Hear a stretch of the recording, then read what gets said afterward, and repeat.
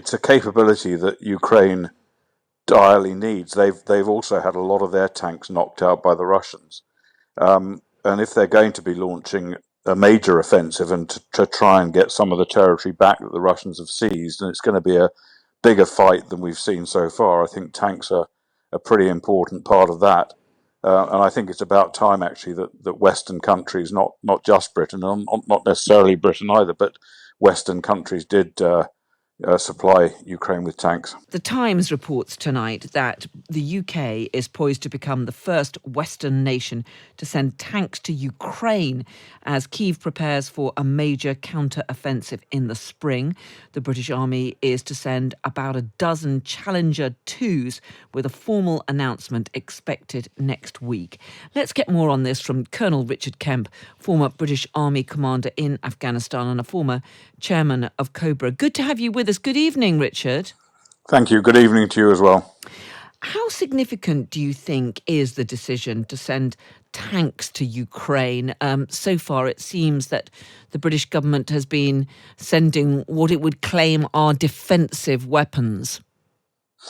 Yeah, it's an interesting point about what's defensive and what's offensive. The tanks, as with artillery and rockets, can be used either defensively or offensively. I think tanks, though, are pretty well known for giving an army an offensive capability that it doesn't have without them, particularly if it's combating another army with tanks. And of course, the Russians have got plenty of tanks, or they've lost quite a few in Ukraine already. But I think it's a capability that Ukraine direly needs. They've also had a lot of their tanks knocked out by the Russians, and if they're going to be launching a major offensive and to try and get some of the territory back that the Russians have seized, and it's going to be a bigger fight than we've seen so far. I think tanks are a pretty important part of that. And I think it's about time, actually, that Western countries, not just Britain, and not necessarily Britain either, but Western countries did supply Ukraine with tanks. Yeah, President Zelensky has been lobbying for tanks since the war began, and we're hearing that the United States, Germany and France are all promising to send armoured vehicles. How significant do you think, how much difference do you think they could make in the efforts to try to regain territory from the Russians, if indeed that is what Ukraine is planning in the spring?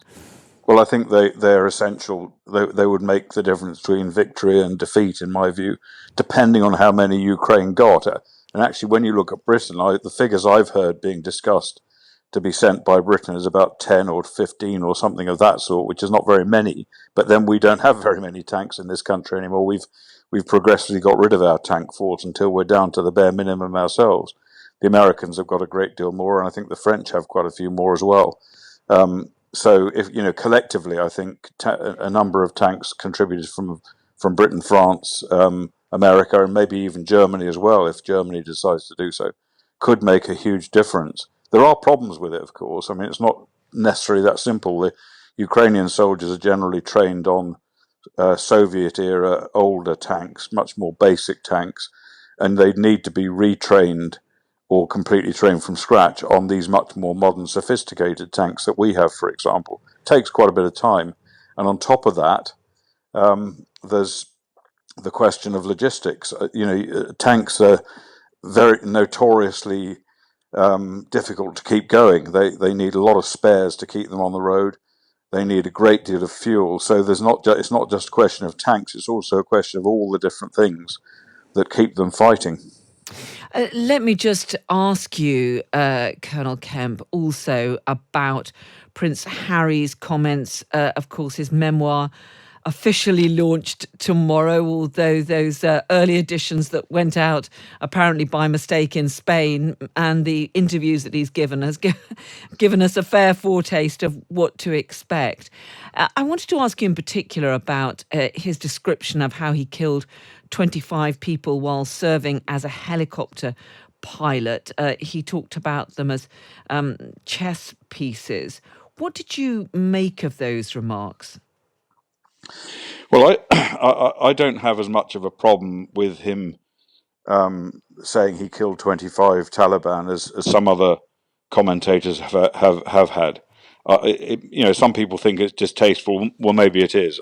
I don't really know. I think everybody knows he and the rest of the British Army were out there to kill Taliban in order to prevent the Taliban from taking over the country, which unfortunately didn't work out in the end. But that was the objective. So not really surprising that he killed a number of them. My observation on that really is that for a man who is so obsessed with his personal security, it actually draws attention to him. And we've already seen the Taliban, and we've seen some jihadist rabble rousers over here as well, talking about Harry confessing to being a war criminal.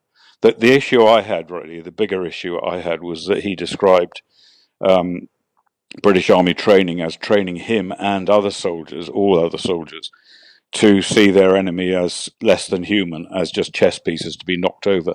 And that's not the case. It certainly wasn't the case at all in my experience, and I don't believe it's the case today. The fact is, if you dehumanize your enemy, then you encourage soldiers to basically ignore the Geneva Conventions, which requires them to treat their enemy dead with respect, to treat enemy prisoners and wounded properly.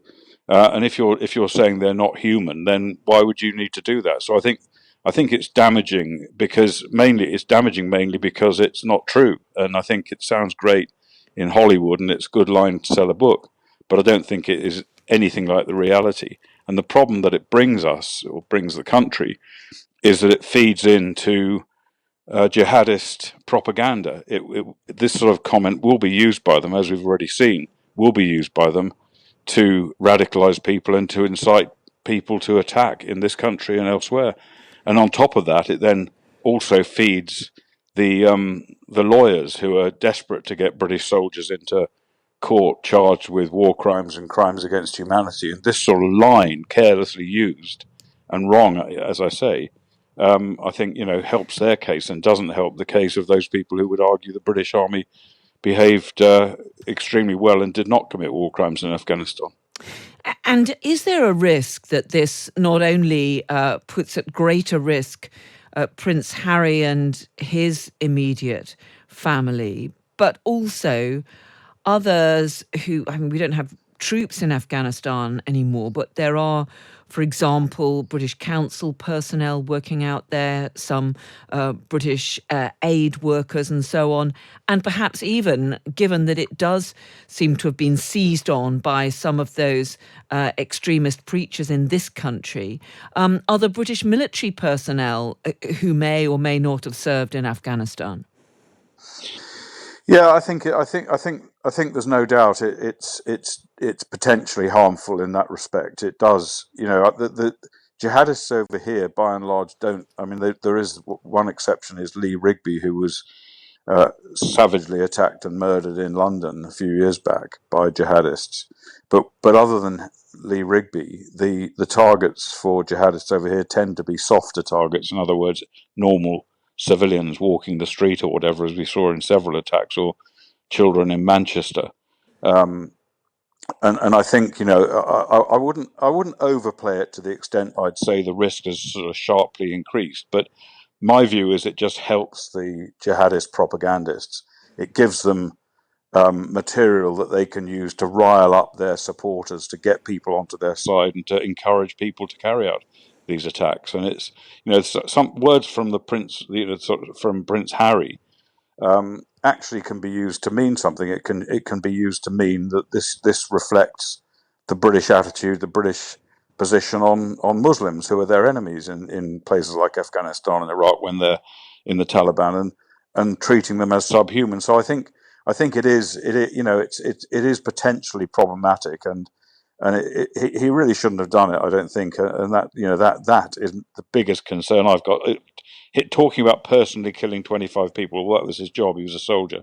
But I think to misrepresent the British Army's attitude to their enemy, either in Afghanistan, Iraq, or anywhere else in the world, is really a bit of a betrayal, I think, of his fellow soldiers. Colonel Richard Kemp, former British Army commander in Afghanistan and a former chairman of Cobra. Thank you so much for joining us tonight.